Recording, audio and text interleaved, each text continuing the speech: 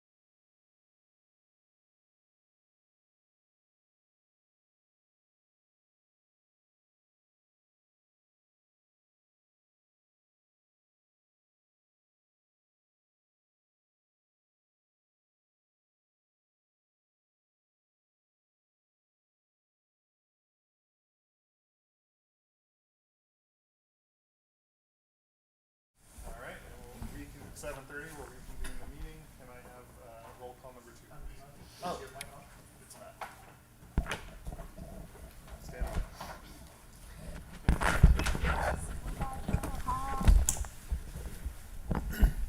by. All right, it is still 7:30.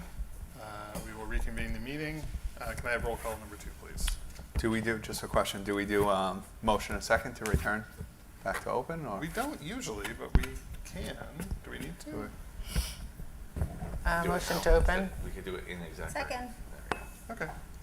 Roll call, please, to open the meeting. Ms. Brown? Yes. Ms. Crespo? Yes. Ms. DeFrias? Yes.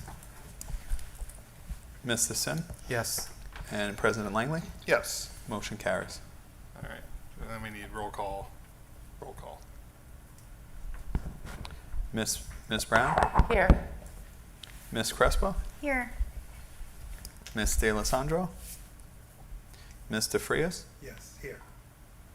Mr. Cohen? Mr. Sim? Here. And President Langley? Here. We still have a quorum. All right. Thank you. All right. Let's rise for the flag salute. I pledge allegiance To the flag of the United States of America and to the republic for which it stands, one nation, under God, indivisible, with liberty and justice for all. I don't remember who read it last time. Alethea, would you mind reading the mission statement?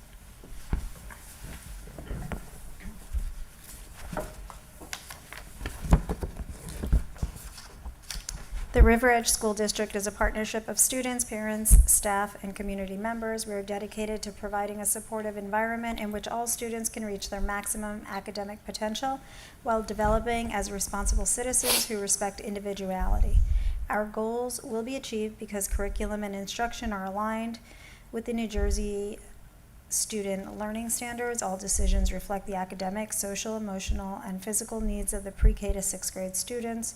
Cooperation and ongoing communication exists between the school district and the community, and school administrators and the Board of Education work together to assess and adjust procedures in response to new mandates and the changing needs of the community. Thank you. Open public meetings notice. Yes.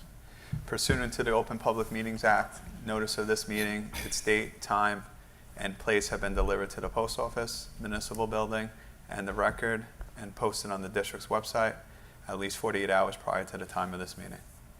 Thank you. We will open it up for public comments on agenda items only. This public comment time is for agenda items only. Comments will be limited to a duration of 3 minutes per speaker. Each speaker must begin by stepping up to the podium and stating for the record their name and address, after which the timer will begin. Seeing as there are none, we'll move on to reports, superintendent report. Good evening, everybody. One of the things I invited Ashley Armando to give a presentation on the summer program, which she is the supervisor of.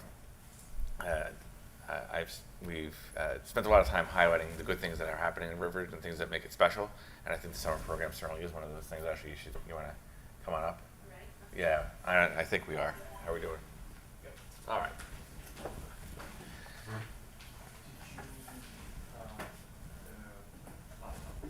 Yes.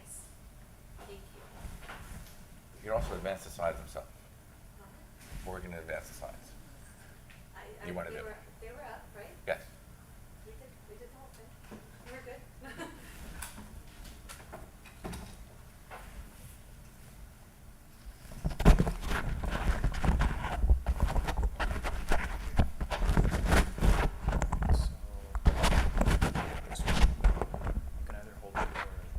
Okay, thank you.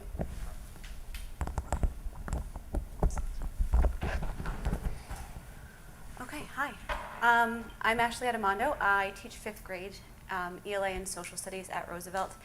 I've been at Roosevelt School for 15 years, and this year was my first year supervising Summer Academy. I have been a longtime teacher of Summer Academy, even in the COVID years where my children were napping and I would try to teach lessons in between virtually, which was very difficult. But knowing so much about the program and the way that it had been run in the past, I tried to keep best practices and then try to enhance what I could when I was able to. This is an overview of the program. The River Edge Summer Academy ran from Monday, June 23rd to Friday, June 18th. It was from 8:30 till 12:30. It was held here at Cherry Hill School, and we had 2 drills, 1 shelter in place and a fire drill during that time. There were 256 students enrolled. We had, for staff, 1 supervisor, 1 nurse, a school resource officer. There were 19 teachers, 2 paraprofessionals, and 14 volunteers, which were averaging about 10 a day. Our volunteers were former students of River Edge, so either Cherry Hill or Roosevelt and Newbridge. So a lot of them were fun and glad to come back and help, and knew the program pretty well. They had been students at Summer Academy before, or they just had been students of mine or some of the other teachers that were there. There are 2 different types of classes. There's invitation only, which there was no tuition cost to the families. The students were invited based on specific criteria. There was integrated enrichment, which was a 2-hour block of ELA and math for each grade level. There was also 2 different ESL classes and a Kinderboost program, which was after the kindergarten screening for the kindergartners coming in. Had they been flagged for certain skills that they needed some enhancement on, they were invited to join us as well. The open enrollment classes were $75 per class, which were open to all students. The academic breakdown, we offered 32 academic classes. We capped those classes at 12 students to maintain a small group instruction and hands-on learning. Our open enrollment classes are called exploratory classes. They were capped at 20 students. These classes averaged 13.5 students per class. Different types of classes such as physical education, STEAM, SEL, art, dance, and more. There was many different options for them. Many felt like academic classes. The students were very clear about telling me that, especially like young entrepreneurs and engineering. They were like, that's not an exploratory class, that's academic. They would pass me in the hallway. This is just a general breakdown. I know it's kind of hard to read, but just of where they were going. It took a lot to kind of figure out where everyone would be and try to figure out the schedule of it. Our website's also linked on there. I can share the entire slideshow with everybody, but the website gave the parents a good understanding of what they were signing up for, especially for exploratory classes they were able to choose. It gave a little bit more information for each one. Student schedules. To support a smooth start to the Summer Academy, students received color-coded schedules that were based on their grade level, which made it easier to navigate the building. Student volunteers were stationed throughout the halls to assist. Both staff and volunteers were provided with detailed spreadsheets outlining each student's schedule by period and grade level. Additionally, all helpers received a labeled printed building map to further support transitions and ensure students arrived at the correct classrooms with ease. This is an example of what one looked like, but they were like on neon colors so that we could easily differentiate the grade levels as they were walking by. As far as finances, the pre-academy planning, I met with our former BA in March to review budget, logistics, and all financial matters having to do with Summer Academy and how it was run previously. Pay schools was the only listed payment option. However, some families experienced issues requiring the acceptance of checks. In one case, cash. So we had to develop, I was like, I need a receipt. I was walking around with my walkie-talkie. Future finances. Pay schools does allow for streamlined bookkeeping, which did make it a lot more simple to kind of keep track of who was going where and how much they were paying for. If checks are accepted in the future, I think payments should be made in full before classes begin. Envelopes should be clearly labeled to the attention of the supervisor of Summer Academy. There was instances where someone would drop off a check and it said, send it to the board office. So we didn't exactly know what it was for. So just to be more clear so that we're not chasing people down that it did already pay. The academic courses are invite only and tuition free. The instructional staff were paid $50 per hour for 4 hours a day over those 19 days. Paraprofessionals too were utilized and compensated at their standard hourly rate. There was many more paraprofessionals in the building, but they were hired through the extended school year program, which was Dr. Jaffe. So whenever there's questions about that, I say go to Dr. Jaffe. Exploratory courses were $75 per class. Each teacher was allowed to spend or allotted $15 per student for materials. The students in Building Bridges, Connections, and Pathways were invited to take one exploratory class tuition free. Many chose additional courses at cost, in addition to the one that they received. Teacher reimbursements of the $8,985 allotted for reimbursement to exploratory classes, the $4,877, so about 54%, was reimbursed based on the teacher request and the submitted receipts that they gave to us. Academic data. For the students that were enrolled in academic classes, it was 142. Some of those students were enrolled in more than one class, so it's possible to be invited to a math intervention and also an ELA intervention, or an ESL intervention and something else. There was 7 students enrolled in ESL. Enrichment, we had 51 enrollments, so it was a double period of ELA and math. And Kinderboost, we had 4 enrollments. I would love to see our kindergarten screenings be done a little bit earlier, so we could probably up that number a little bit. It was a really sweet, small group of students. They were really fun to go in and hang out with during my morning routine of walking around the building. But we would like to see more students that, if we're able to give them support, that would be a great thing to have more students here. The pre and post assessments were administered for all academic classes using DIBELS or district assessments. They're approximately 84% of the students attending the River Edge Summer Academy made growth and or achieved 100% from their pre to post assessment. That number has grown. I noticed the last time that this presentation was given was a few years ago, and it was at about 76% at that point. I do think that it's because of the intensive, 5 days a week and an hour at a time, or 50 minutes at a time. I think it is really beneficial to have those students that would be qualifying for WIN or intervention during the school year to be able to have this program. Here's some pictures I added for the Summer Academy, different activities that they were doing academically.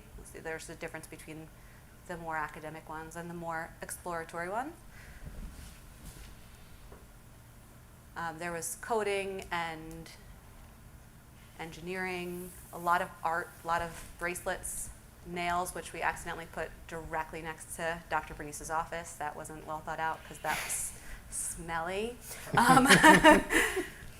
But lots of art, a lot of great things coming from the art rooms, and different, eco art was really cool too.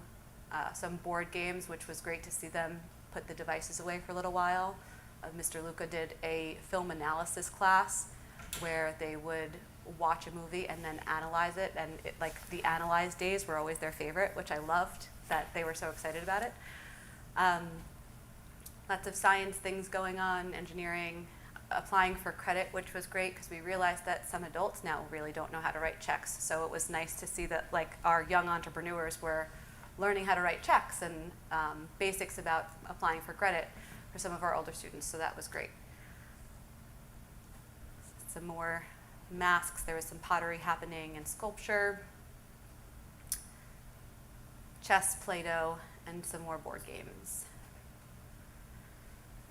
We also this year started a partnership with Meadowlands Environmental Center from Ramapo College. It was offered to Summer Academy and extended school year programs, then to the wider school community. We first kind of wanted to gauge interest with the students that we knew would be here during that time or earlier in that day. Grades K to 6 were invited to participate. It's hands-on enrichment aligned with curriculum and learning goals.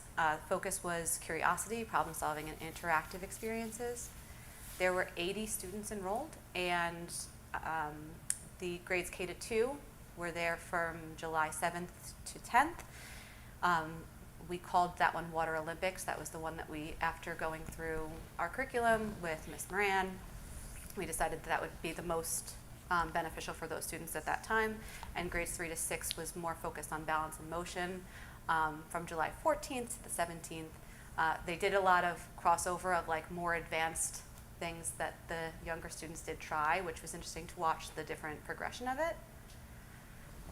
For this program, it was also located at Cherry Hill. We were with this program from 1 to 2:30. Some students in Summer Academy and ESY stayed for lunch. So from 12:20 to 1 o'clock, they were supervised by the program supervisor and 3 River Edge paraprofessionals. Students remained under direct River Edge staff supervision throughout the day. The dismissal was 2:30 p.m. at Cherry Hill School Blacktop. So for those families that were looking for like a longer day, it was also helpful just in timing. Families did need to provide transportation. The cost was $65 per student for the full 4-day program. The capacity was 40 students per session, and we did reach capacity in both the K-2 and 3-6 sessions. There was a strong demand, and full enrollment demonstrates high student and family interest. Many families were asking, even when it wasn't reaching capacity, like right before it started, they were like, is there another thing that they can do after this? So even if it's just for convenience, there was still high family interest, but the students were highly engaged and enriched throughout the interactive STEAM experiences. They appreciated the local, affordable, hands-on summer learning opportunities. We talked a little bit with the difference between experiments and hands-on learning, and there is a big difference. So some of them were going home and saying, well, it wasn't an experiment. And I said, well, what were you doing? So I'll show you some pictures just so we can decipher the difference. And I do recommend that we continue the partnership with Ramapo College Meadowlands Environmental Center for summer 2026. I think they were very nice to work with. The teachers were so engaged. They came early every day. They wanted to set up.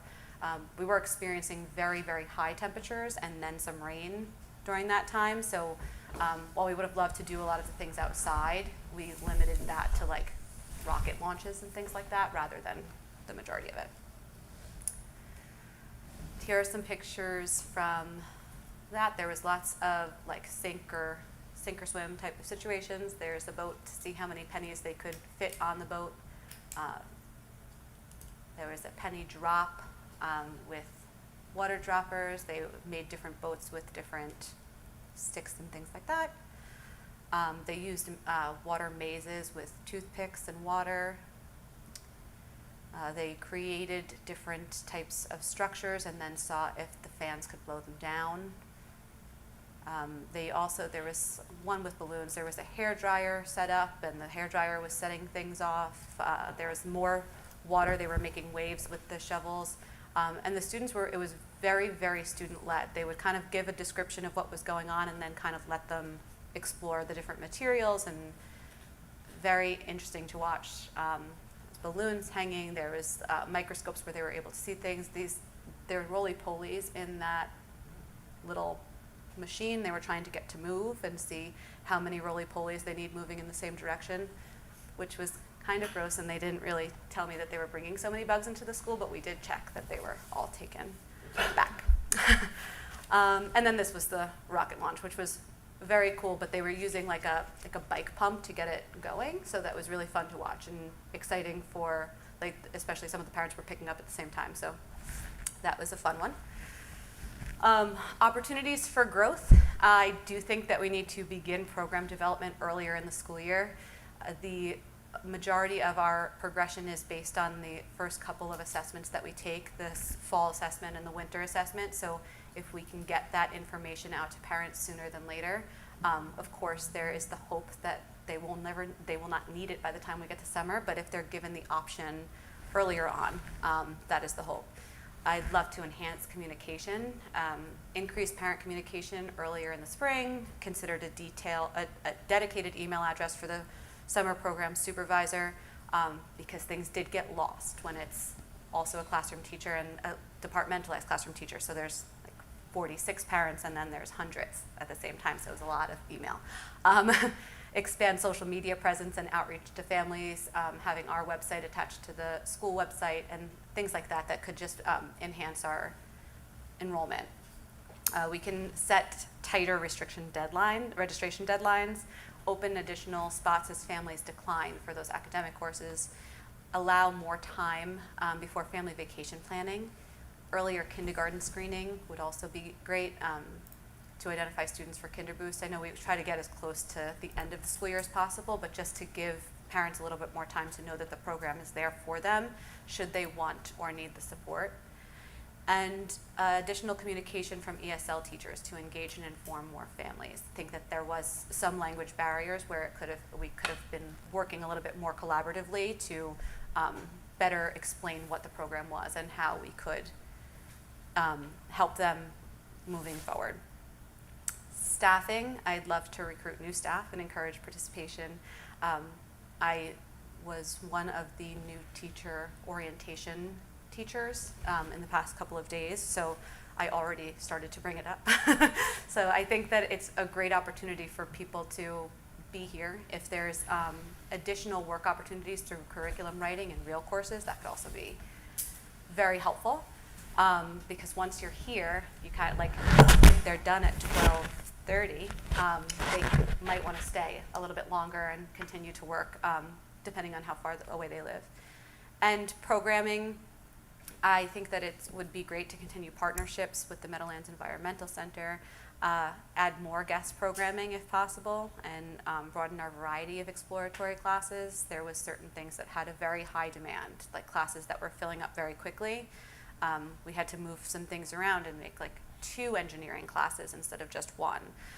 There was another situation where we had a coding class that kept like somehow like filling to the brim, and so just possibly having some more options for them, or noting those ones that were very popular and possibly giving more options for timing on that. And we wanted to say thank you to the Board of Education for your support, to our River Edge staff and paraprofessionals for their dedication. It takes a lot to get teachers to come and work for the summer, and especially those academic teachers that came and just didn't skip a beat. It was really incredible to watch, and it was very fun for me to be on the other side of it, to be able to see so many of my colleagues and friends and people that I grew as a teacher with, really just doing some amazing things in their classrooms, which I don't get to see so much during the school year. So that was really awesome. And to our families and students for embracing summer learning opportunities, because everyone needs a break, and I get that, but take August. August is a good time for a break. So does anyone have any questions or anything for me? I do have one. You mentioned a couple of slides ago, and then again in the conclusion, that parents were asking, is there anything they can do after this? Do you mean after this meeting later in the day, or later in the summer when you didn't have the afternoon classes from Ramapo? It Or seemed neither? that, I think a bit of both. The afternoon classes, there was parents in the K-2 section that were like, can they come next week too? And we were already at capacity. So, and there was a few parents that came up to me and they're like, what if you did a full day program? And I was like, well, that's not my decision. So I think that it is there's a demand for that. I think that it's also the demand that we have for aftercare and morning care and things like that. We did actually provide morning care from 7:40 a.m. until 8:20 when we would start. But I do think that there's a child care demand. I know our River Edge, the rec program, runs around the same time. So if we could give a little bit more time, and in structured learning would be obviously primary and great, but also just more exploratory classes, maybe go a little bit later in the day. We'd have to be able to staff it. But I think it is, they were really looking for later in the day and possibly even going a little bit longer. But I know that for ESY, there's a certain number of days that we need to provide. But this was kind of in partnership with them. So you had 80 students in the afternoon for 2 of the 4 weeks, essentially, right? it was 40 per week. So 80 students, yeah. Total. Okay. Do you believe that there's a greater demand above 40 in the population to have those afternoon classes? I think we could, I think we could do that. Yeah, camp is expensive. Sure. It's expensive. So don't forget that was our we outsourced that essentially, right? Mm-hmm. Ramapo College had these programs already. We brought them in to do this. It was a good opportunity to not only build another partnership with I don't call it local college, it's a Bergen County college, but then also help provide this for the students. So if there's a way we can control those costs or always keep it the same, it would be helpful. First, thank you so much. My children have all done summer enrichment, and I'm just so happy to see where it's come. So I think the children would come, right? And I think all the different programs, and the more variety we put in the programs, I know the parents would really flock to it. But do you think we have staff that would be interested in, if we got more kids, would there be? I think we could staff it. I think that the way that it was going towards, especially with like an additional program like the Meadowlands, they staffed it. We only staffed it with paraprofessionals, and myself, like I was staying. But especially after all of the work to like put into it, I was like, oh, I'm staying. I want to like see how it all goes. But I do think that there is a lot of River Edge staff that would come for like summer academy, but sometimes they're coming from like kind of far away. So then they're looking for childcare, and they're looking for, and then it's until only 12:30. So there's time, like the timing sometimes is a little bit off. Like I know in my town, the half-day camp is from 9 to 11. So they can't go because I can't drop them off and I can't pick them up. So it's really just, I think it's those things, but it's also having these conversations earlier on in the year, in January, when you're first starting to plan or thinking about your vacations. If we started earlier, I do think that we would be able to get more staff, and I do think that we would also be able to get more students. And if there's those additional programs in the afternoon, I do think that those, like the families were really happy to send them with a lunch and say, I'll see you. Like it's only a little bit longer, but it does feel like, especially families that have people working from home, that was, for such a low price, it was really, I think, very beneficial for them. What is the cost like with Ramapo or the Meadowlands? Is it significant cost to have them come here? The students paying the $65 essentially covered that. They cover the entire fee. I think the only thing that we covered outside of that was the paraprofessionals that were coming from extended school year, because it was the students that like needed either a one-to-one or a shared aid. Right. Okay. I do have a question about the Kinder Boost program. Is that fairly new? Because I've never heard of it, and I know it wasn't around when my kids were Yes, in it is. kindergarten. It is. I think 2 years it's been going on. This is definitely not the first year, but it is fairly new. Mrs. Poole, who was a kindergarten teacher, now she's a first grade teacher at obviously River Edge, Roosevelt. She was like developed it, and she said, I think this would be a really good idea if we're doing this kindergarten screening, and there's students that like look like they're struggling as they come in. Now the kindergarten screening is very advanced, the way that like I looked through all of the data from it, but then like, because parents would ask me, because the letter's coming from me where it says they're invited to Kinder Boost, and they're like, well, why? Explain it. So I like looking through all of the data and actually pinpointing it. It's very helpful to have that information going into kindergarten, but especially if we're saying, hey, this is their score, and this is where we'd like to see them at this point, like we can do these things that will really help. So she basically created the program, and then in creating the program has been the teacher for it for the past couple of years. Last year she did 2 sessions of it. We weren't sure that we would get 2 sessions of it and it's a longer session. It's like that block of time. But we weren't sure that we were able to, because we did kindergarten screening late. So we only did 1 session of it. There was only 4 students, but I'd love to see more students in there. They were really fun. They made like those like A for Acorn, and they did elephants for E, which I don't know where that picture went, but it was like just like really sweet projects, and they would like come in and tell us these crazy stories that I loved. When my kids were little, I remember hearing those crazy stories. So like it was really nice to be able to have them, but it is fairly new. Sounds good. So all kindergartners are evaluated then? Incoming kindergartners? I believe that they're all they're all asked to come to kindergarten screening. Okay. Obviously, there could be late enrollments and things like Yeah, I that. feel like there might not be enough messaging out there, because I've even seen like on social media people asking about, orientation or things like that, though I don't know if the message is really out there, so maybe we can get the message out there on social media too. We can try to tighten that up. Thanks. Mhm. Thank you. Thank you. Appreciate it. Any other questions, comments? Thank you very much. Okay, thank you. The rocket launch was a big hit, I know that. Yeah, that was a fun one. Yeah. Thank you so much. Thank you. All right. Lots of other things happened over the summer. There was even some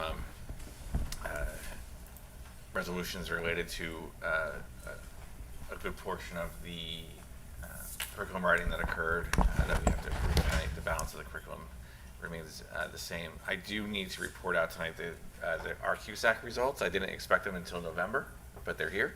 They're on the agenda for board's awareness. So I'll begin. The bottom line is, bottom line up front, the River Edge was designated as a high-performing district. There are 5 CUSAC areas, of course: instruction and program, fiscal management, governance, operations, and personnel. In fiscal management, governance, and personnel, River Edge received 100%. So those were slam dunks. In operations, we only missed 2%. It was one section. There was a report that was, it was from, so it's a 3-year look back from 2 years ago.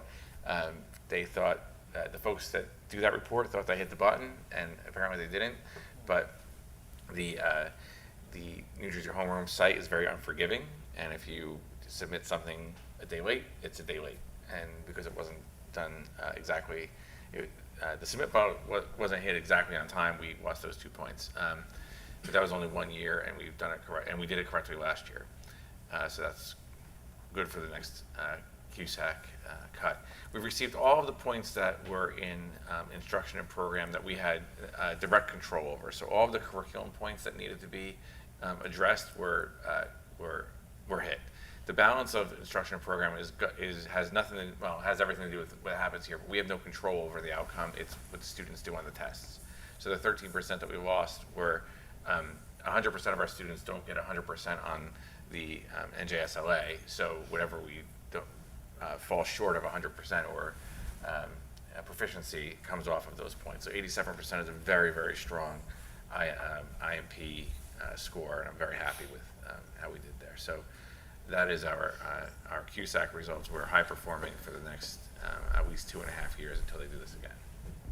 Any questions on CUSAC? I think I'm required to take questions. Oh, okay. That's good news. Excellent. And a couple of things. We're getting ready to open school, obviously. I am sending a letter tomorrow to the community, and it addresses all the work that's been done by the custodial staff. The district is deploying what I'm calling the largest one-time investment in technology, where we have over 700 Chromebooks being deployed next week and 30 interactive whiteboards. So half of our instructional spaces, essentially half, are getting brand new interactive whiteboards. The PTOs helped us out with that. They donated $50,000, which we've already accepted, and very grateful for that contribution. And those whiteboards were installed. There's 2 of them that are a little wonky, so we're going to have those addressed by New Line, which is the manufacturer. But the rest of them are up and ready to go. The 700 Chromebooks are here. They're also inventoried, and they've been tested, and they're also ready for deployment. So we're truly a one-to-one district at this point, and half the instructional spaces have new interactive whiteboards up front. So it's a very large investment in technology. Would not have been able to deploy all that without the very efficient tech staff that you. I was going to ask, it sounds like there's a lot of IT resources that would have to go into inventorying and testing. Yes. 700 Chromebooks. That's true. We did get white glove service, so part of that was already done. Oh, okay. They came with what we wanted on them, but we still had to make sure they worked. Yeah, and yeah. we still had to inventory them once they got here and take them out of the boxes and all that stuff. So You put like asset tags on them and everything. every one of them has to be asset tagged. Okay. Yes. So that work has been done, and the students will be receiving next week. It's the best of we can possibly hope for that. So very large tech advancement. Just now for the board, we still have about 400 operational Chromebooks that are going to need to be replaced within the next 2 or 3 years. So that's something that we'll work with and go ahead and begin thinking about replacing them. With a 700 Chromebook bubble, we are going to have to consider putting those on a replacement cycle as well. So these are ongoing costs, but we're in a position we were in a position to get this done last year, and I'd like to thank all of our partners, not only our tech team here, which is excellent and really worked very hard to make this happen, but we also have external partners as well. So that work is done, and you'll you'll see that. Just real quick on the CUSAC, the DPR is in the executive content portion. So if you're really curious about how we're measured, how do we get those 100%, the board is welcome to dig into the DPRs. This letter is required to be placed on our website as well. So that'll be done tomorrow. I mentioned the custodial staff. I mentioned summer. I love a September floor. That's in my letter tomorrow as well. So the September floors are bright and shiny. September floors are good until about September 4th, after 700 feet stomp on them, or 1,000 feet, but they look really good. We also did a number of, I'll just call them aesthetic. We addressed a number of aesthetic things in the building. The custodial staff did it over summer. The Roosevelt School got new paint in many areas, including the lockers, which I made the joke in how I don't think they've been addressed since Teddy Roosevelt himself was here. So the building looks really good, I think, right? It looks pretty good. And thanks for that. But that takes a lot of effort, and not only just cleaning the place, but also then these small aesthetic upgrades, throwing a little bit of extra paint somewhere is a very thoughtful process, and it takes a lot of time. So thanks to all those folks. And then, of course, the staff is ready to go, and we'll see them on new staff orientation, which concludes tomorrow. We had 3 days of new staff orientation. Those folks have been reporting here since yesterday. Happy to meet them. They seem quite excited. So they're starting, they're already here. And then staff is on Tuesday, and we welcome the students back on Wednesday. And that concludes my report. Thank you. Any questions? Oh, all right. Board Secretary report? So I'd just like to bring a few items to the board and to the public. Some of the areas that we kind of look at throughout the year is the budget, from anticipated to the actual numbers. One of the areas where we got some updated information is health benefits, the potential increase, which we discussed during our finance meeting, our last finance meeting. So the information we have it's tentatively, so nothing has been approved by the state, but it's the recommended increase that the state has received from their third-party actuary is roughly about like 31%-ish increase on various premiums, depending on if it's New Jersey EHP, Direct Tent, depending on what plans. So currently, through the broker, through our insurance broker, he recommended doing a claim to loss ratio, which we get data from the state because we're in this state health benefit plan, and then we review that data and then we analyze it to see if there is other areas where we could possibly go outside the state to get a lower premium rate. So nothing is confirmed yet. The big monitoring is what's in the budget. What my predecessor, Ms. Napolitano, had done was based on the recommendation by a broker, which was roughly around 15% increase, net of contribution. So there is, if the state does act on that 32%, it is going to be a little bit of a financial constraint on the district. What kind of dollars are we talking about? I don't have it right now, but I Okay. can. All right. Yeah, I can. All right. Okay, just curious. I could possibly. But that's basically double what we budgeted, right? It's double. It's definitely double. So the state hasn't acted on it. They were supposed to have a meeting in August. They pushed that meeting till September. Okay, So hopefully I should have more information at the September board meeting. okay. So you're considering putting everyone on a private plan? Possibly a private plan. The key thing is obviously we're required to do equal or better coverage. So the coverage that we provide to our staff is not going to be less. Obviously the carrier could be different. So the state offers, Horizon, Blue Cross Blue Shield, or Aetna as the network. So it could be potential different network, could be the same network, but it's equal or better. But nothing has been decided on. Once we get that data, we'll bring it to the finance committee to determine if that's, an area where we should go. Is the savings a large savings that is beneficial to switch? But first, we got to get the claim to loss ratio. Okay. And that's what's happening with these increases. A lot of the good districts that are in the state plan that have a good claim to loss ratio, they're moving out of the state plan. So the districts that have horrible claim to loss ratio. They're remaining in there, and it's, bringing down that, It's pushing the premiums up. pushing the premiums up. Correct. So that's, one of the things we're monitoring. So hopefully, by September. On a positive note, another thing where we got information on, which through the Special Service Department, typically every year we submit special ed costs to the state where we get reimbursed in the form, they call it extraordinary aid. In addition, we also submit for non-public transportation aid, but the bulk of it is extraordinary aid. So we just got the grant award, actually got revised a couple of days ago, based on what was budgeted, typically what's in a budget to balance the budget. We have, and compared to the award, it's in excess of $533,000. So that's money that goes into surplus. We could appropriate during the year for, any needs that the districts encounters in 25-26 because we didn't budget it in the prior year, or we could just, maintain it in excess surplus. Move it into reserves, decide what we are looking to do.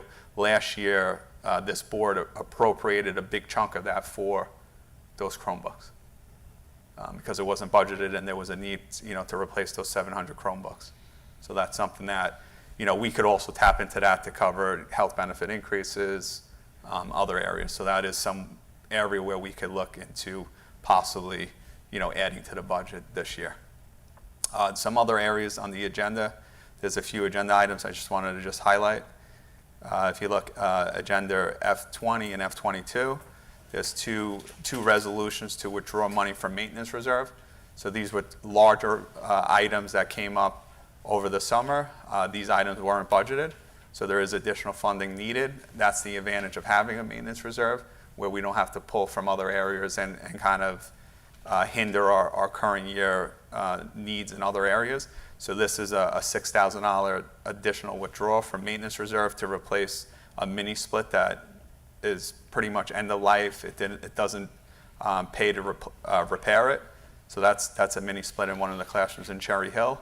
And another withdrawal was about a little over $16,000. That was to cover a change order relating to the flooring maintenance project that the district is looking to do and staggering over, improving certain classrooms throughout the district. And those are the two areas where we did that additional withdrawal. And that concludes my report. If there's any questions. The benefits would be effective 1/1? January 1. January 1, Correct. So that increases in the budget. That increases in the budget. It's only for 50%. 6 months. Correct. Gotcha, okay. Correct. So depending on the claim loss ratio, if it is beneficial to go to a private carrier, and that's the direction that the district is looking to potentially do, it would be effective January 1st, and we would try to do the enrollment where it's effective January 1st. Yeah. It's not where they're on the state plan for 1 month and now, Yeah. create that hassle for the employees. Okay. Thank you. Any other questions? No? President's report, I only have a couple things, but we'll wait. I'll make it part of the discussion that we're going to have later. Committees. The three committees, all three of them met, right, on August 12th?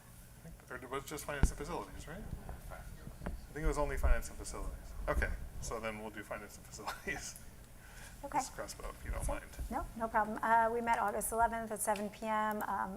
A lot of information was already covered in the board secretary report. The health benefits, potential increase. Just wanted to highlight some of the summer projects. The playgrounds and landscape beds were mulched during the first week of August. That came out of the 25-26 budget.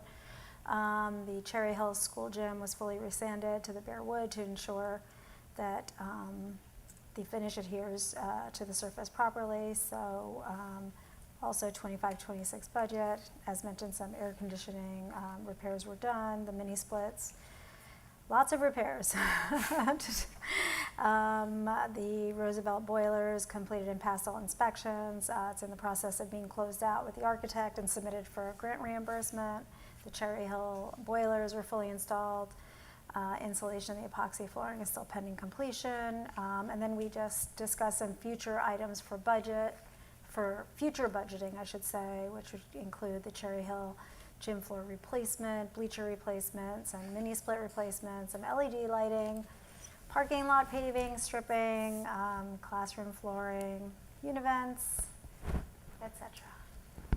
Thank you. Yeah, we did have a conversation about sort of the long-term, right? The long-term plans, roofs and such, which we can follow up on. Yeah, later. we'll probably, we're going to take, as part of the strategic plan, but also the long-term facilities plan, we're going to take a solid look at everything, and we're probably going to have to start looking at how much all of these repairs are going to cost in, I guess we could say, short-term, medium-term, and long-term. A lot of the long-term items that we probably would like to put off are at the point where we really kind of can't do that, like the Cherry Hill gym floor. I had a long talk with the representative of the company that came to sand it down. And he was like, "This is probably the last sanding for this floor." They Like, did finish that work, right? it was finished yesterday. Yeah, Oh, okay. it's all painted and striped. So, but he did mention that, like, this is probably the last sanding. So we went with the had a long discussion about going with the higher quality finish, which was the oil coat finish instead of the water based. That should get us an extra year or two on this particular finish, but after that, we're probably going to have to replace that floor. So that's something else that we have to kind of measure up against cost and how much life is left on the floor. So we mentioned roofs. These are things that you do every 20 or 30 years, but we have known weaknesses in the roof, and we're going to have to address those weaknesses. We had a report done, which I've shared with the board earlier this year, that is revealed the fact that we're going to have to do some roofs very soon. So, and then after that, we had our first leak. So it was just the leak verified the fact that the data was correct. So So I think roofs and the univents, the HVAC, the heating. Right. are HVAC the and two heating. big, right. So and we're air conditioning if we look. So now we're repairing mini splits. You've heard it mentioned a couple of times.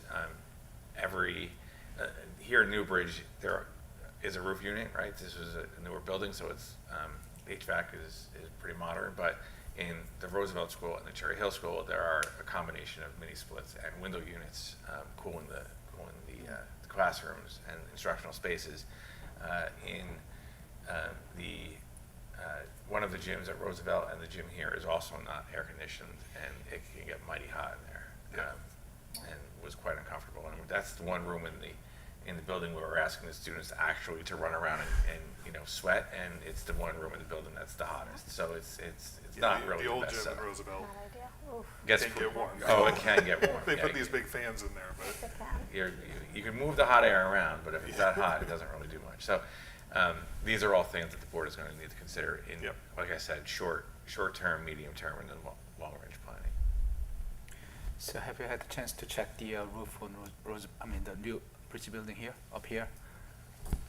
This roof was not marked for as a concern, but the Cherry Hill, most of the Cherry Hill roof. But is. this has a different style. This is a urethane and silicone spray, so different than other buildings. So I was wondering. So this one is how many years old? Almost built this 15. one. No, No, New Bridge New building. Bridge. They say it was 25 years, something like that, the lifespan. They're I've been usually on the 30. roof once. Not school business, but as a firefighter. Just for fun. So I mean, they'll come and evaluate it, right? I mean, I'm sure someone would take a look at it. So the Cherry Hill roof has the most areas of concern. Part of the Newbridge Center roof area is A, B, and C, which is the bulk of the center of the roof was also highlighted. The smaller parts, as there's elevations, were not. They still remain green. I was able to find this pretty quickly. And the roof type, to Mr. Sims' point, is it says mineral. I'm not quite sure what that means. Mineral modification bit. I don't know what bit stands for, but and then the other types are E, which are, it looks like metal. So the metal roof types are fine. It's the other style that looks like it's going to be a concern. And you know, some of these areas of priority are just like looking at these quickly: 415,000, 300,000, 115,000. So you're very quickly in the, you know, in the $1 million range. And when you start looking at New Bridge at 500,000, and then go to the next, you know, we're over $2 million here pretty quickly in roofing. So. Okay. Anything else from facilities? No? All right. We'll move on to items to be acted upon. I'll probably separate out the minutes because I don't remember who was at which. Can I get a motion for items D1 and 2, please? Make the motion. I'd like to make a motion for item D1 and 2, please. Second. Any discussion? No. Roll call, please. Ms. Brown? Yes. Ms. Cresswell? Yes. Mr. Frias? Yes. Mr. Sim? Yes. And President Langley? Yes. Motion. Thank you. Go ahead. Motion carries on Thank D1 and D2. Can I get a motion for item D3? Move to approve item D3 as stated. Second. Roll call, please. Ms. Brown? Yes. Ms. Cresswell? Yes. Mr. Frias? Yes. Mr. Sim? Yes. And President Langley? Yes. Can I get a motion for D4 through 6, please? To approve items D4 through 6 as stated. Second. Roll call, please. Ms. Brown? Yes. Ms. Cresswell? Yes. Mr. Frias? Yes. Mr. Sim? Yes. And President Langley? Yes. Motion carries on D4 and D5. D6 was to approve. Oh, all together. I'm sorry. Yeah. Yeah. Okay. Thank you. Can I get a motion for items E1 through 4, please? So moved. Second. Roll call, please. Ms. Brown? Yes. Ms. Cresswell? Yes. Mr. Frias? Yes. Mr. Sim? Yes. And President Langley? Yes. Motion carries on E1 through E4, Thank you. or E3. Yeah. Oh, I see. So can I just say F4 then? If I'm doing. Correct. If Oh, you're I going to got do it, that's, Okay. that's, I'm not yeah. used to it. Okay. Can I get a motion for item F4, please? I'd motion to move it, to approve item F4 as stated. Second. Roll call, please. Ms. Brown? Yes. Ms. Cresswell? Yes. Mr. Frias? Yes. Mr. Sim? Yes. And then President Langley? Yes. Motion carries on F4. Can I have a motion for G29, please? G29, G1 That's through all of 29. them. Yeah, that's- Okay. yeah. Move to approve items G1 through 29 as stated. Second. Miss- Roll call, please. Ms. Brown? Yes. Ms. Cresswell? Yes. Mr. Frias? Yes. Mr. Sim? Yes. And President Langley? Yes. Motion carries on G29. I have a motion for H1 through 4, please.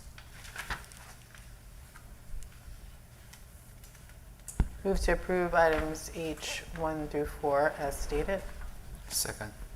Roll call, please. Ms. Brown? Yes. Ms. Cresswell? Yes.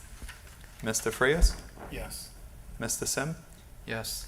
And President Langley? Yes. Motion carries on H13. Can I get a motion for H5, please? So moved. Second. Roll call, please. Which, H5. I want to separate out 5. oh, H5, okay. Yeah. So the previous was just 1 through 4. Yeah. 1 through 4? Yeah. Gotcha. And then who was the motion? Who performed? Mr. Sim. Mr. Sim. Second, Mr. Frias. Thank you. Ms. Brown? Yes. Ms. Cresswell? Abstain. Mr. Frias? Yes. Mr. Sim? Yes. And President Langley? Yes. Motion carries on H5. Can I have a motion for items H6 through 12, please?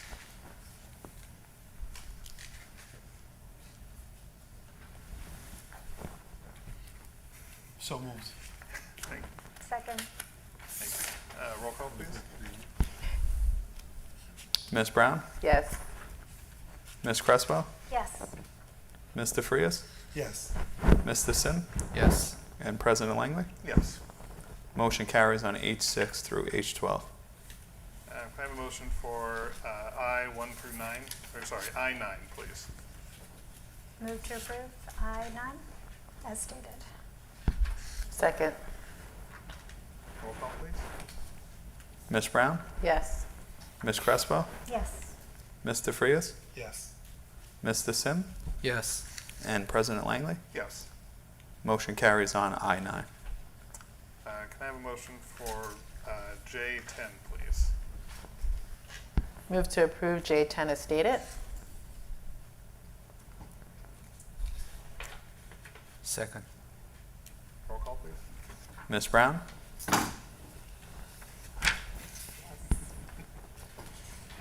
Ms. Crespo? Yes. Ms. DeFrias? Yes. Mr. Sim? Yes. And President Langley? Yes. Motion carries on J10. All right. Does anyone have any new or old business they wish to bring up? I guess I'll bring up You might as well. I guess I'll bring it up. Okay. The calendar. So we have some discussion regarding the calendar, and I should have a copy of the calendar in front of me, but I don't. Let me just pull it up. So the issue that we wanted to talk about was the second day of Rosh Hashanah. Currently, it is not off. There was a request from the community to take a look at that and how it might impact the rest of the calendar. Want to address that? Yeah, sure. So I did receive 2 emails, and I did have a discussion on it. And I know that at least one other member of the community contacted the board member about the calendar, who then contacted me, which I appreciate. I had a conversation with one of those parents. The other parent sent me an email this afternoon. So the concern is that when we developed the calendar, we included one day for Rosh Hashanah, one day for Yom Kippur, and in the past, we have afforded 2 days for Rosh Hashanah. Our community partners schools, if you will, Riverdale and Oradell, do have both days off for students, not necessarily staff that have PD on the second day. I think Oradell has PD on the second day. The thing that differentiates those calendars, and I know it doesn't necessarily weigh on have any bearing on Rosh Hashanah, but it has a bearing on the calendar, is that those other districts do not have voting in their schools. So they can bring students into the school on election day. That's a risk that we assessed here at some point, and we said that we're not going to do that if there's voting in the school. So both of our schools are polling places, so we close the buildings to the students that day so that the community can enter the school pretty much freely and go to their voting places. So I don't have the opportunity to bring students in on that day. The other districts do. So in order to try to end school around the same time as the other, as Riverdale and Oradell, we took that day from the second day of Rosh Hashanah. There's really only 3 outcomes that the board can consider tonight. One is to simply keep the calendar as it is, and I have assured the member of the community that I spoke to that we'll look at the calendar every year. This is not precedent setting. We can do our best to ensure the fact that in the future both days are afforded for Rosh Hashanah, which doesn't do much for this year, but that individual was comforted by the fact that this is not going to be a precedent-setting year.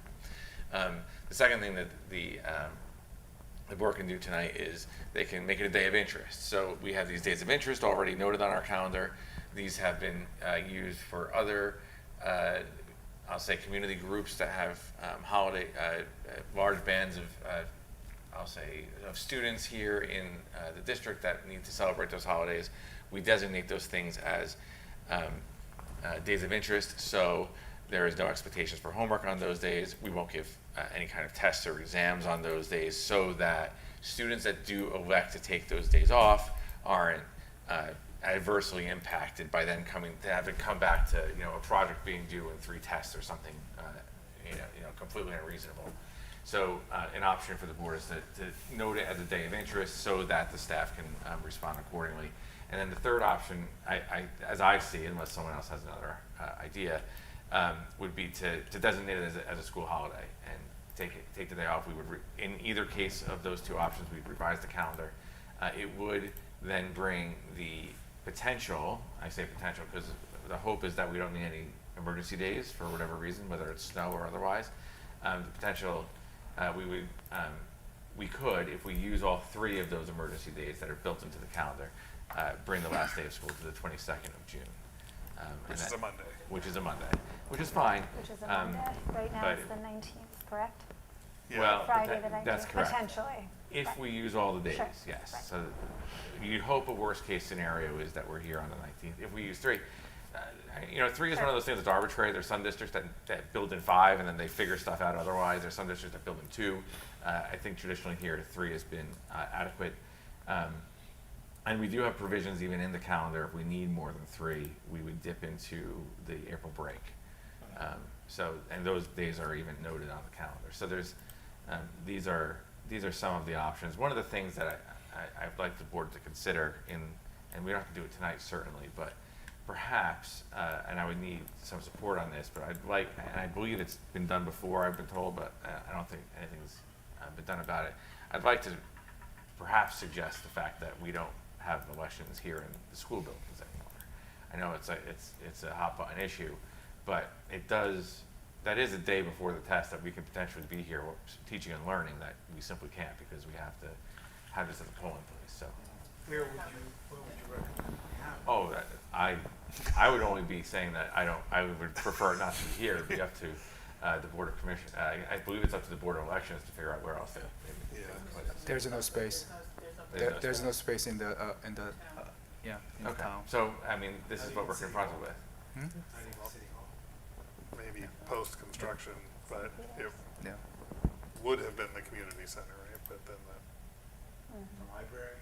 the library, but library's not big Small. enough. At least So, I don't think so. this is the reality of our situation, right? And we have to contend with it. So, we need the 4th of November off. So what do we do? We vote or what do we do? Well, there's 2 different options, so we can, There's 3 options. there's 3 options. We But can not do one thing anything. you have to consider is that, as Dr. Bernice mentioned about, there are other community cultural groups and ethnic group was asking for their holidays recognized as a school holidays. So you cannot give one group of cultural group, faith group, ethnicity this much, and then the other is none. That's you have to think about the balancing out there also. So you cannot just we've done it this before. Does not apply to here because you have to accommodate other ethnic group and faith group and cultural group also. We have to consider that. What did we do last year? It's always been 2 days, and the entire district was 2 days, correct? Riverdale, 2 days, right? Yes, Riverdale has both days. Oradell, I'm assuming is 2 days as well, so I think for consistency purposes, there's no reason. For the students, they have 2 days. For the staff, one district's bringing staff in on the second. Right. Just think about it. We have a huge population of a student group in both schools. None of they celebrate as their significant days as a school off day. I mean, the group hasn't been brought this up because they just follow it. If they have to celebrate, they celebrate it. But school-wide, wasn't properly recognized, so to speak. But we initiated day of interest. That that fits in. But that doesn't mean they are not saying it. They are not. How should I say? How should I put it? There's no demand, but they are not out voicing it. But that doesn't mean we can. How should I say? The sentiment is there. Well, right? and also as I said, you think about the balancing it. So the group or faith group taking the whole these holidays, the number wise, their number is very different than way less than the group I'm talking about. So, but they are, so just keep that in mind. So do we make a motion? What do we do? What are our options here? So there is one other thing, but the answer is yes, and Okay. I'll go through the process in a second for you folks. The New Jersey Department of Education has approved days on which students, if observing that holiday, can take their holiday, observe their religious holiday, and not be penalized, right? So this would be. It does not count as an absence, correct? So even if it's not a day of interest, if they're taking it off for a religious reason. I mean, technically, there's 100 days of interest. Right. You know, so, and if a parent informs the principal that this is a religious observance and they're taking their day off essentially for their religious observance, it does not count against the student. It is not. It is an excused absence, and it does not show up on the report card as such. I made sure it was like that in Genesis last year when we did the day of interest for Little League. So we do have that option. I did also put that in the letter at some point during the course of the school year. So if we were to note this as a day of interest, it would it doesn't have to be noted as a day of interest to do that, but it does provide one other layer to this, and any families that chose to keep their students home on the 24th of September to observe the holiday, those students would not aggregate an additional absence. So we can make a motion, we can make two motions and vote on both of them. Okay. And then if they both fail, then it would default to the current calendar, right? We could do it that way. I think that the discussion should be either bringing one of the motions to the table, because the other motion, Yeah. one motion would make the other one irrelevant. Yeah. Yeah. Correct. Oh, yes, you're right. You would need a motion and a second, Yeah, and then a roll call. And if that one were to pass, that would probably prevail. then we wouldn't well, yeah, whichever one passes, right? We I wouldn't- make a motion to We have language. have it as a day of interest because, with the understanding that the public understands that if you want to celebrate, recognize that holiday in your family, your child is not penalized. Thus, students who may not be participating still can come to school, parents still, those who don't have to leave work. It's a win-win for everyone, in my opinion, so I move to approve that the day of interest. So the motion is to make it a day of interest That's Motion. the on the 24th. option. On the 24th. Got it. Is there a second?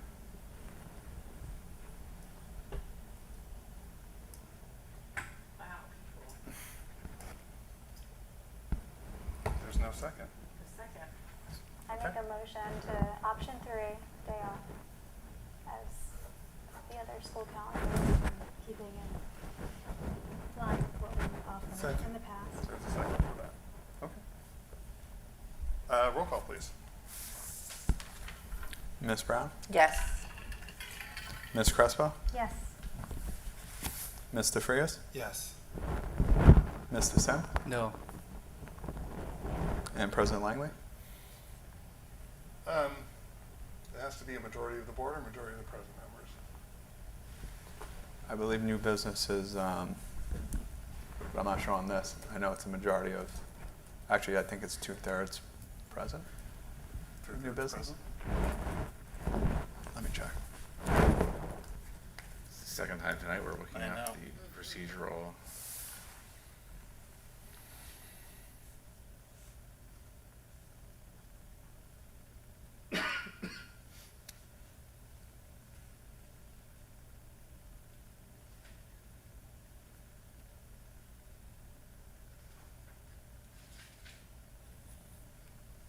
Yeah. Of course, that's not helpful.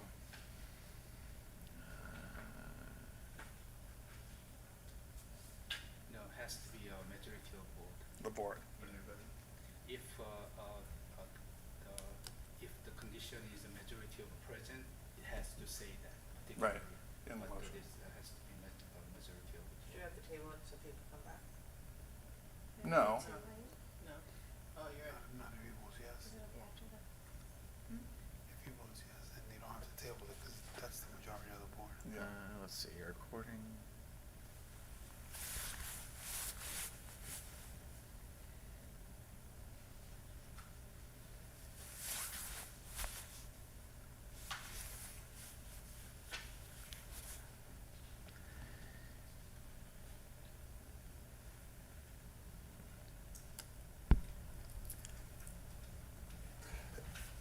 It's a majority of the board. I will say yes with the note that the calendar is reviewed every single year and that, you know, it changes from year to year. So I'll vote yes on the motion for this year. That would potentially bump this day to Monday, but we'll say historical precedence. Motion carries. Okay. So I know we discussed in the past, starting the school year earlier. I think that's something we should really think about for the future. Only because, you know, what you said is accurate. Once the testing is over, you know, there's a lot of days where there is, well, it's not as rigorous once the testing is over, right? Sure. And so I think it would be beneficial to explore starting the school year maybe a few days earlier, and then as we progress forward, moving it earlier more. That way, Like before Labor Day? yes. I have broached the topic with the Teachers Association, perhaps bringing the one single day that we, like, for instance, this Tuesday is a professional day, the staff returns, perhaps, and I'm not saying it's happening, but I'm saying perhaps in the future, on a one-time basis or year-to-year basis, we can bring the staff in earlier. A lot of the staff have been in, and I mean, a lot of the classrooms are working already, and perhaps even bring a second professional day into August, so that we have 2 professional days in August, and then we can use those days for teaching and learning throughout the course of the school year. I've broached the subject. I haven't moved on it. We haven't had a greater discussion with the members of the faculty, but those are things that wouldn't have a large impact on the greater community, the students and the families, but would get the teachers their professional time that they need earlier in the school year in August, so that we can perhaps So that we have more instructional days before the testing starts. Because once testing starts, I mean, I think that there's points to both sides. I just think when you're bringing students in earlier, we're the elementary school and we have the high school in the district, right? So the middle school and the high school. And I think it just becomes a challenge for parents to have to divvy up a summer in such a way, you know. I think if we were to have that conversation seriously, do we have another, you know, parent survey going out? I'd really think that's something I'd like to hear the community speak on before And discuss it really. regionally. Yeah, you know, that's a bringing your elementary kids back sooner. Just with how closely we're connected with our middle school and high school, I think we're just a unique town in that way. But I think that would be a challenge for our families. There's the benefits there, right? But then we also, you know, it's more we. We want to be consistent. We have to be strict. I agree with you that it's challenging, but I also think the I- last couple weeks of August are very long. You know what I'm saying? I would say that, but you know, it gets better. It gets better. Yeah, well, It gets better. I foresee the parents looking forward to something. Yeah. It passes. But I just think the benefits outweigh the, you know. I think it's something that challenges. we could present to the community. Yeah, And it's certainly true. get- I think We it do needs need to be their presented. Yeah. Of course. We do need parent feedback on it. Discussed across But that's the what I'm district. suggesting, that we, you know, we explore it more. I also, and traditionally it's been done here, this is the first calendar I've been involved in here. But I did meet with the other superintendents when we were creating the calendar. It's not done in the silo. So the tri-district, I'll just call them the tri-district, the Oradell, Riverdale, and River Edge superintendent meet periodically throughout the school year, about once a month. We usually book these things, and we do meet together. And one of the topics that we typically discuss is the calendar. So as we move forward with this discussion in the future, know that I'll be bringing that discussion to the other two superintendents, so I can also receive their feedback on what they're hearing and what they're coping with up against a calendar that's dynamic each year, right? Certain holidays fall on certain days each year, and it's going to impact how the balance of the school year is managed. So we have to be mindful of that too. So I love, there's certain years where you get that nice long December break, and then there's some years where it's like 5 days. What happened to the break? Where's New Year's? Like, there's that certain situations where it like lands on a Wednesday and you get like 8 days off, and you're like, this is spectacular. But there's other years where it doesn't work out that way. So again, the calendar is dynamic, and there's roughly 7 calendars that we can be confronted with, and as you move through that 7-day cycle, you end up, or 7-year cycle, you end up with different scenarios. Plus, some of the religious holidays change based on the time of the year that the calendar is falling in. So sometimes it doesn't necessarily care about the Julian calendar, and we end up with something different. So of those 7 possibilities, there's also other dynamic forces that move within the calendar. So we have to, each year literally is a new calendar. I don't think I've ever seen this exact same calendar. Well, it probably has happened, but not when you move around in different districts, that's for sure. Well, and we should be conscious of, we're lucky enough in River Edge to be in a pretty diverse community with a lot of different, so I think we need to be conscious of representation on a year-to-year basis. And just because it was a day of interest last year doesn't mean it can't be a holiday next year, and vice versa. I just think it's something we can focus on going forward.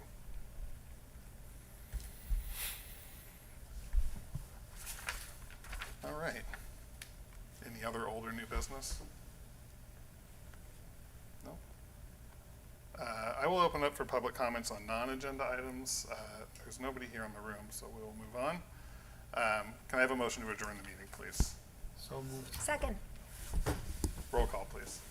Ms. Brown? Yes. Ms. Crespo? Yes. Mr. Frias? Yes. Mr. Sim? Yes. President Langley? Yes. Motion carries on adjourning the meeting, 8:47. All right, we have to talk, we may have to talk about the date of the next meeting. Now we do. Now we have to talk about the date of the next meeting. So, Is this public? well, we've already adjourned. So am I ending this? Yes, but we need to follow up with each other on the We need to dates. follow up. We'll That's- communicate